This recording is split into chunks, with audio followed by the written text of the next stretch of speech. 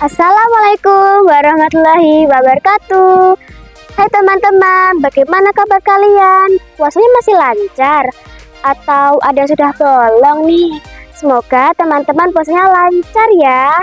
Dan selalu dalam keadaan sehat. Amin. Teman-teman, perkenalkan, nama aku Nisita. Bertemu lagi di segmen Jaburan Jalan-Jalan Bulan Ramadan. Teman-teman, adakah di antara kalian yang menyukai sosok tokoh pahlawan nasional? Adakah di antara kalian yang tahu tokoh Muhammadiyah yang menjadi pahlawan nasional? Yuk ikut keseruan aku di Jaburan.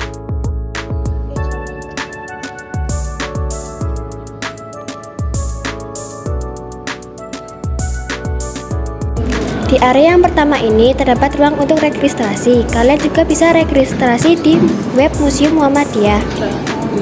Museum Muhammadiyah terletak di Jombang, Kota Yogyakarta, didirikan pada tahun 1980 sebagai salah satu upaya untuk mengabadikan peran Muhammadiyah dalam perubahan sosial dan keagamaan di Indonesia. Di sini juga disajikan karya seni visual berupa kolase foto, poster-poster, dan juga globe. Selain itu, ruangan ini juga ditampilkan tayangan video bagaimana peran Muhammadiyah dalam membebaskan Indonesia dari zaman penjajahan Jepang hingga masa kemerdekaan. Sebelum pintu keluar, di area ini juga dilengkapi sejak atau kata-kata dari para tokoh Muhammadiyah selama perjuangan kemerdekaan Indonesia. Selain untuk mengenal para tokoh Muhammadiyah, apa saja yang paling menonjol di sini? Di Museum Muhammadiyah mungkin selain pengenalan daripada tokoh-tokohnya, itu juga pengenalan sejarah berkembangnya Muhammadiyah. Nah, sejarah ini meliputi bagaimana awal mula cerita dari Kiai Ahmad Dahlan sendiri selaku pendiri Muhammadiyah, kemudian istilahnya struggle-nya beliau menuntut ilmu sampai akhirnya beliau. Di zona ini terdapat lukisan pahlawan nasional tokoh Muhammadiyah yang berjumlah 22 orang. Kemudian di sebelahnya terdapat librari pemikiran Muhammadiyah secara visual. Ini merupakan karya seni dari Globe Cekung bernama Bring the Light dan juga karya seni kaligrafi dari Quran Surat Al-Ma'un. Dalam zona ini disajikan visualisasi kapal uap yang digunakan oleh Kiai Haji Ahmad Dahlan untuk perjalanan haji pada akhir abad ke-19. Saat berlayar tersebut, ia banyak menjumpai tokoh-tokoh ide pembaruan seperti Jamaluddin Al-Afghani, Muhammad Rashid Ridho, Muhammad Abduh. Assalamualaikum Kak, perkenalkan saya Nisita. Boleh tahu nama Kak siapa? Baik, saya Raden Abdullah, biasa dipanggil. Kak, kalau boleh tahu pendirian museum ini didirikan oleh siapa ya? Museum ini yang saya tahu itu di bawah naungan pimpinan pusat, jadi sekalipun peletakannya di Universitas Ahmad Dahlan tetap di bawah pimpinan pusat. Beliau berinisiatif untuk membuat organisasi Muhammadiyah ketika beliau masuk ke organisasi Budi Utomo, dan sampai akhirnya Muhammadiyah mulai berkiprah di Indonesia, dan penyebarannya pun itu cukup butuh waktu ya. Jadi setelah pendiriannya di tahun 1912 itu baru bisa menyebar pada tahun 1920. Pengunjung Museum Muhammadiyah ini biasanya siapa aja ya?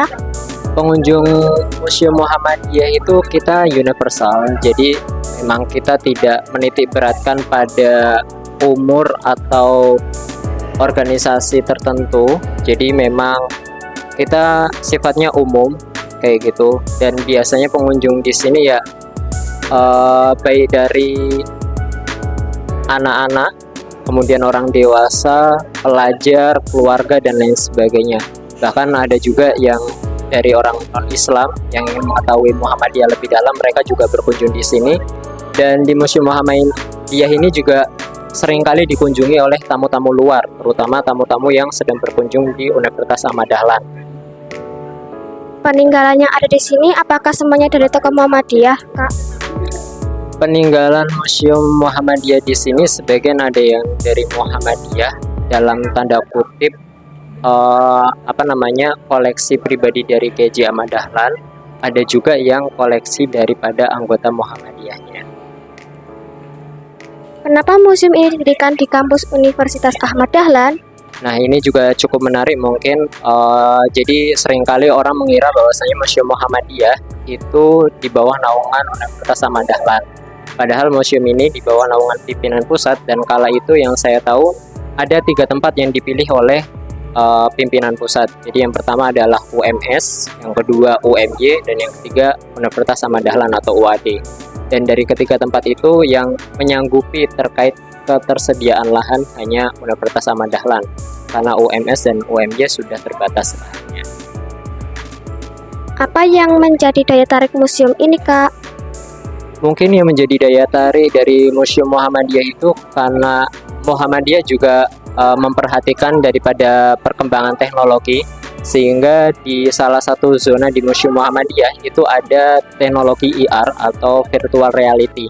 Jadi para pengunjung itu bisa mendownload aplikasi Museum Muhammadiyah, dan ketika mereka mendownload aplikasi tersebut, mereka bisa melihat virtual reality. Jadi itu semacam hologram di layar device mereka ketika menggunakannya di beberapa konten di zona tertentu di Museum Muhammadiyah. Untuk pendaftaran loket dibuka kapan saja ya, Kak? Pendaftaran loket kita buka setiap weekday, jadi dari hari Senin sampai hari Sabtu ya. Sabtu juga kita buka dengan jam yang sama, yaitu dari jam 9 pagi sampai jam 3 sore. Jadi itu jam operasional pengunjung.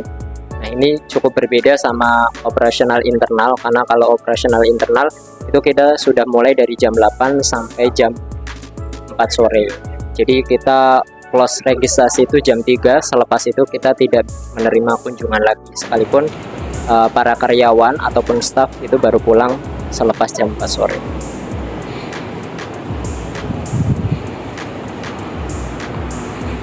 Terima kasih ya, Kak, atas informasinya. Baik, sama-sama. Dapur